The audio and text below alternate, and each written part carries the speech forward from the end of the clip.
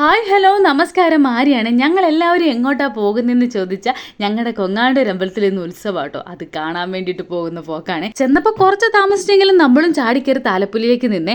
അപ്പം തന്നെ ഞങ്ങളുടെ പിള്ളേരെയൊക്കെ നോക്കി എന്ത് ഭംഗിയല്ലോ ഒരുങ്ങിയിരിക്കുന്നത്. പിള്ളേർ മാത്രമല്ല, ഞങ്ങളുടെ അമ്മമാർ ഒട്ടും മോശമല്ലേ, എല്ലാവരും നല്ല സുന്ദരികളായിട്ട് ഒരുങ്ങി താലപ്പൊലിയൊക്കെ എടുത്ത് അമ്മൻകുടമൊക്കെ ഉണ്ടായിരുന്നു. അമ്മൻകുടം ഞാൻ കുറേ വർഷങ്ങൾ കൂടിയാണ് കാണുന്നത്.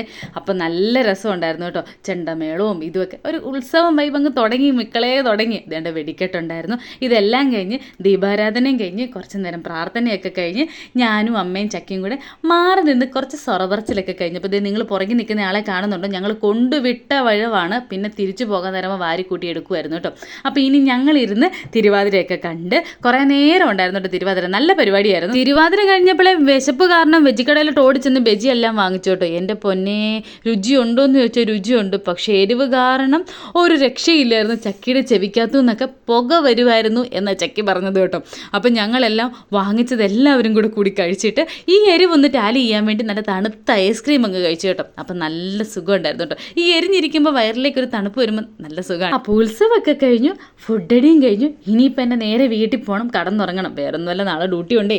അപ്പോൾ അടുത്ത വീഡിയോ ആയിട്ട് കാണും വരെ ടാറ്റാ.